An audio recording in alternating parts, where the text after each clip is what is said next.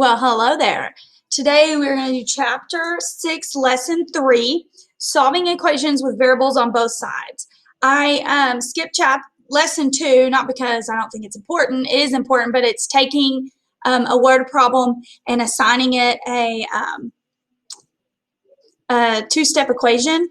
We're going to get that in Khan Academy, so I don't really need to spend an entire day on that with you guys because it's not super important. Okay, but today is going to be solving equations when you have a variable on both sides of the equal sign. Okay, we've been doing this since before Christmas on Khan Academy, so you guys have asked lots of questions. Well, most of you 7th graders have asked lots of questions about it.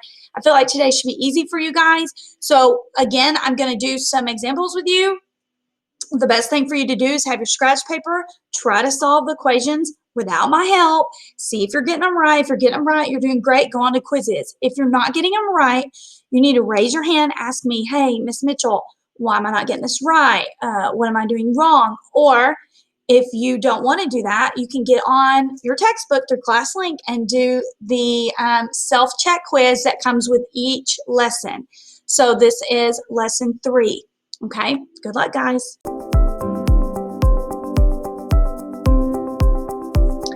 Okay, guys, this is not that much different than what we did yesterday. We have variables on opposite sides of the equal side, okay? So this is our balance. And we know that whatever we plug in here is going to be the exact number that we plug in here, and they're going to be equal when we work them out. So when I find what m is, if I plug it in here, 9 times whatever this is plus 14 has got to equal to 2 times m. Got to be equal. Both sides have to be the same number when it gets down to the bottom when we check it, okay? So the only difference is that we have this variable on both sides, and our goal is to get n by itself. But can I get n by itself when it's on this side and this side of the equal sign? No, I can't. I've got to move it. So this is where it becomes a choice or preference that you want to do. It does not matter if you move the 9 over, if you move the 2 over. However, my personal preference is to always move the smaller number. That way I don't have negatives, and sometimes you still have negatives when you move the smaller number, but it just makes my life easier when I don't have a negative. And I can also show you how to do it if you do have a negative, how to get rid of the negative. All you do at the end, if you ever have a negative. Anyway, if it comes to that, we'll do it. All right, so what I'm going to do is I'm going to move 2m over here, okay? So the only way to move 2m, I'm not moving the 2. I'm moving 2 times m. Okay, so I'm going to minus 2 times m. I'm not going to divide it, because that leaves it 1, and that means I have to come over here and divide 9m. So I need to subtract 2m. Okay, so I'm subtracting the 2m. I'm moving the whole unit. This is a unit. It goes together. So I'm going to come over here and I'm going to subtract 2m here. And 9 minus 2 is 7. So we have 7m plus 14 equals nothing. We don't know. So now what I want to do is I want to move 14 over.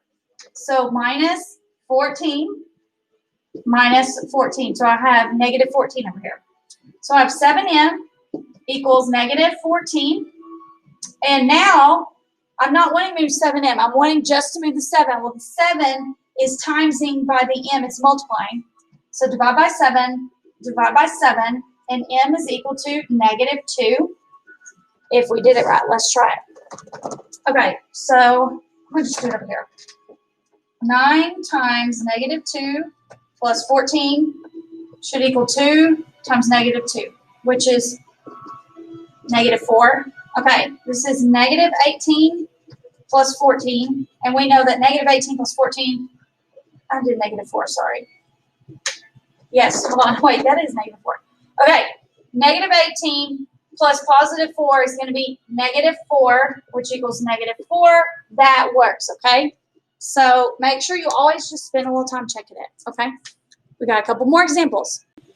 Okay, again, pause the video, write the equation. And the equation that we have is negative 6y plus 17 is equal to 3y minus 10. Okay, so our goal, again, is to get y, to solve for y, get it by itself, and let's see what does y equal. So we can go plug in that number and then solve and see if it's equal. All right, so I have negative 6y and I have 3y. To me, negative 6y is going to be easier to move because I can add 6y here and add 6y here, okay? Does that make sense to you? Because negative 6 is smaller than positive 3, okay? So that's what I'm going to do.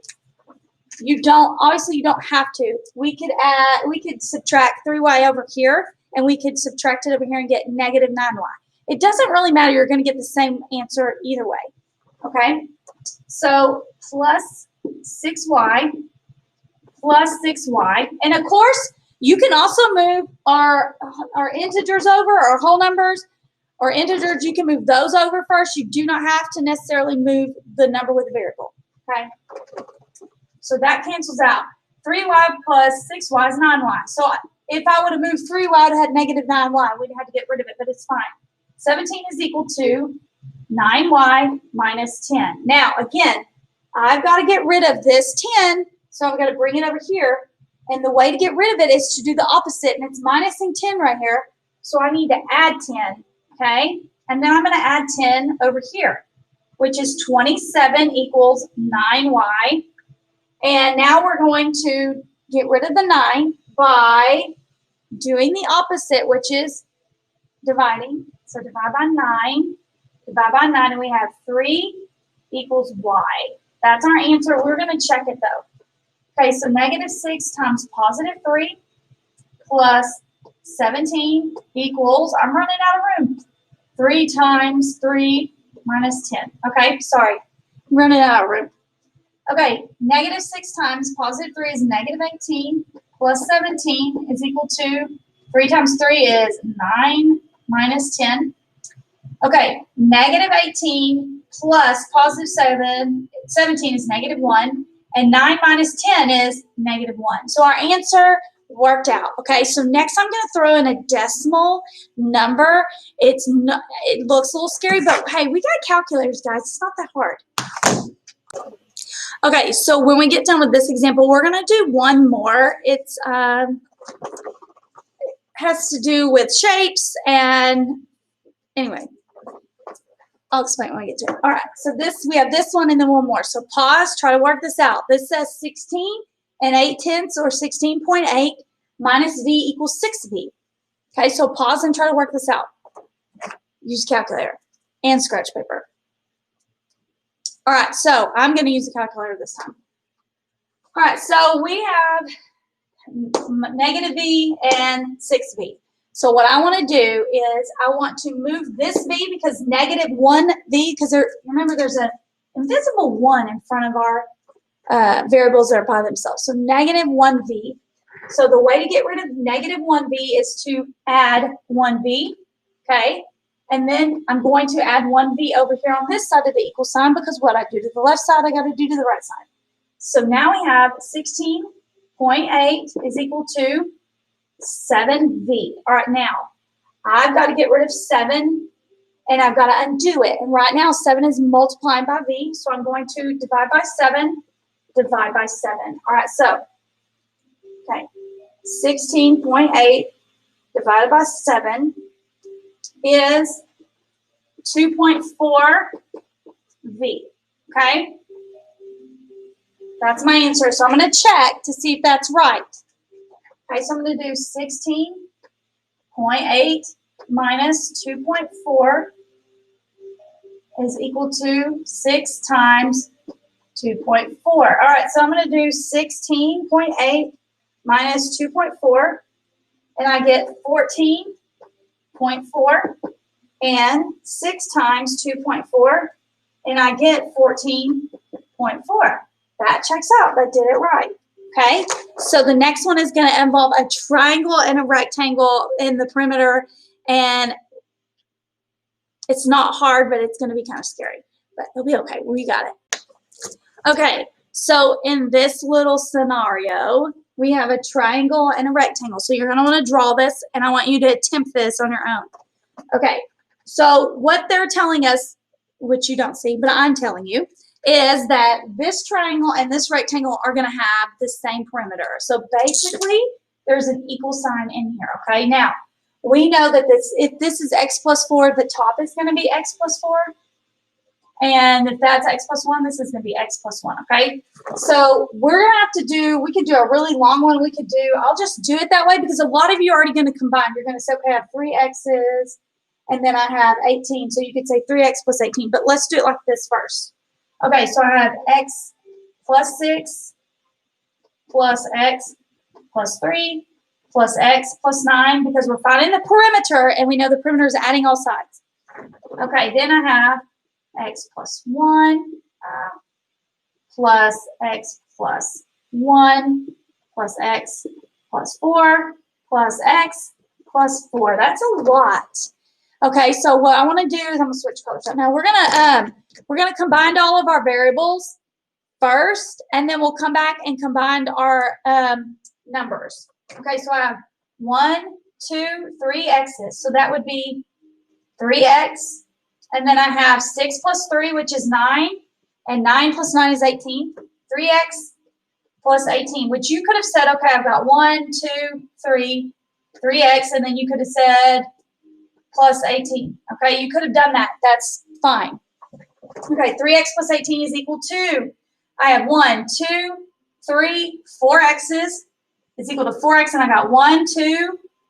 I got 2, and then 4 and 4 is 8, so that's plus 10. 2 plus 8 equals 10, okay? And you could have said I have 1, 2, 3, 4, 4x, and you could have said 4 and 4 is 8, 9, 10, plus 10. You could have done it that way. It's fine. All right, so I just want to make sure you understand why this is all equal. Okay, so I have a 4x here and a 3x here. I'm going to go ahead. This time I'm going to do it just a little bit different. I'm going to move the number over first to show you that it doesn't matter which way you do it.